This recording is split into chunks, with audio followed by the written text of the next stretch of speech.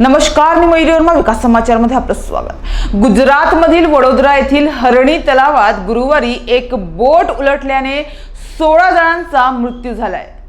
27 विद्यार्थ्यांचा गट त्यांच्या शिक्षकांसह सहलीला गेला असताना ही घटना घडली आहे. या दुर्दैवी घटनेच्या एका दिवसानंतर सोशल मीडियावर या दुर्घटनेचे व्हिडिओ व्हायरल होत आहेत.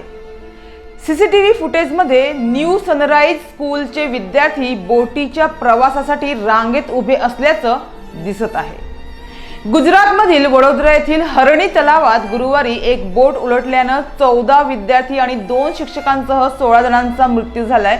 27 विद्यार्थ्यांचा ग्रुप त्यांच्या शिक्षकांसह सहलीला गेला असताना ही घटना घडली.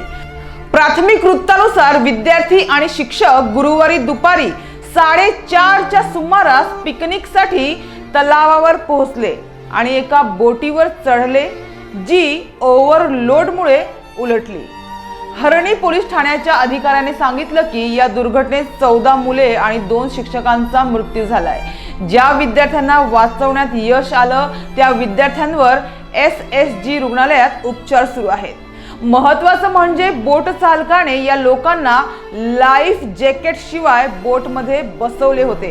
क्षमतेपेक्षा अधिक जणांना बोटीवर बसवल्यानं ती उलटली. माहिती मिळताच अग्निशमन आणि NDRFच्या पथकानं घटनास्थळी बचाव कार्य सुरू केले.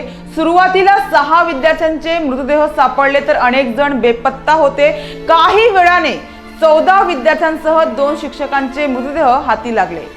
या घटनेबाबत पंतप्रधान नरेंद्र मोदी यांनी सुद्धा शोक व्यक्त केलाय. मृतांच्या वारसदारांना 2 लाखांची तर जखमींना 50,000ची मदत जाहीर केली आहे. तर राष्ट्रपती द्रौपदी मुर्मू यांनीही या घटनेबाबत शोक व्यक्त केलाय. त्या म्हणाल्या की गुजरातमधील वडोदरा येथे बोट दुर्घटनेत मुले आणि शिक्षकांच्या मृत्यूची बातमी अतिशय दुःखद आहे. शोकाकुल कुटुंबातील सदस्यांप्रती माझ्या संवेदना व्यक्त करते. दरम्यान गुजरातचे मुख्यमंत्री भूपेंद्र पटेल यांनीही मृतांच्या कुटुंबियांना प्रत्येकी 4 लाख रुपये आणि जखमींना 50,000 रुपयांची मदत जाहीर केली आहे. तर एकीकडे गुजरातमधील वडोदरा येथे झालेल्या बोट दुर्घटनेनंतर पोलिसांनी आता मोठी ऍक्शन घेतली आहे. या घटनेनंतर 18 जणांविरुद्ध गुन्हा दाखल करण्यात आला आहे. या प्रकरणी पोलिसांनी मुख्य आरोपीसह 2घांना अटक सुद्धा केली आहे. तर उर्वरित आरोपींना पकडण्यासाठी 9 पथके तयार करण्यात आली आहे. त्यांचा शोध सुरू आहे.